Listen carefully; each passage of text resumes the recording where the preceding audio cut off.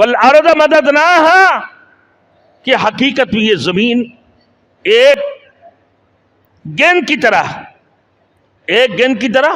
گول ہے، لیکن ایک عام گیند پر قائم ہونا یہ تو دشوار ہے، مگر زمین کا قطر 24,000 میل ہے۔ سائنسداں آج زمین کے نیچے جانے کی بجائے اوپر جانا شروع کر دی، سائنسداں نیچے جانے کے بجائے اوپر جانا شروع کر دیا، خلا میں جا کے پہنچ رہے ہیں میرے دوستوں، خلائی جہاز بنا رہے ہیں، اوپر جاتے ہیں، جتنی اوپر جاتے ہیں زمین کو ویسا ہی زمین غول نظر آتے ہیں میرے دوستوں، ایک گیند کی طرح۔ اصل میں بعض لوگ اس کو کہتے ہیں کہ بھئی یہ زمین چپٹی ہوئی ہے، مگر اس کی حقیقت یہ ہے گول گیند کی مانند ہے۔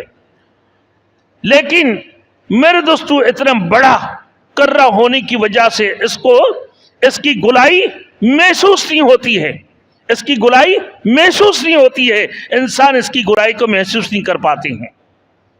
اور سائنسدان زمین کے حدود سے نکل کر آسمان کے حدود کو پکڑنا شروع کر دی کہ زمین کو اللہ نے 7 طبقے زمین کو اللہ نے بنایا میرے دوستوں، جیسے 7 طبقے آسمان کو اللہ نے بنایا اسی طریقے سے اللہ نے 7 طبقے زمین کو بھی بنایا میرے دوستوں۔ پھر فرمایا اللہ پاک پروردگار عالم وَأَلْقَيْنَا فِيهَا رَوَاسِيَ، پھر ہم نے اسی زمین میں بڑے بڑے پہاڑوں کو پہاڑوں کو بنا دی میرے دوستوں۔ اب یہ جو بڑے بڑے پہاڑ کس لیے بنایا؟ تاکہ یہ زمین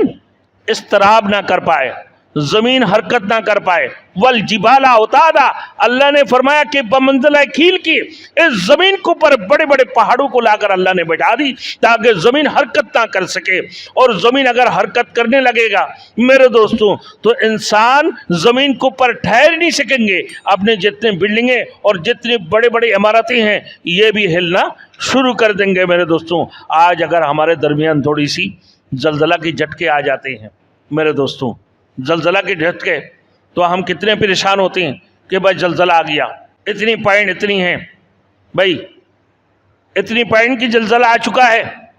اور فلاں جگہ پر بھائی پشاور میں زلزلہ آ گئے، لاہور میں زلزلہ آیا، بھائی کشمیر میں آ گئے، سارے بلڈنگ عمارتیں توڑ پھوڑ کر میرے دوستوں قیامت صغریٰ نظر آنے لگے، اور کوئی زمین کے اندر دسنا شروع کری، لاکھوں لوگ میرے دوستوں، کوئی کسی کا ہاتھ پاؤں ٹڑا ہو گیا، کوئی زمین کے نیچے دب گئے۔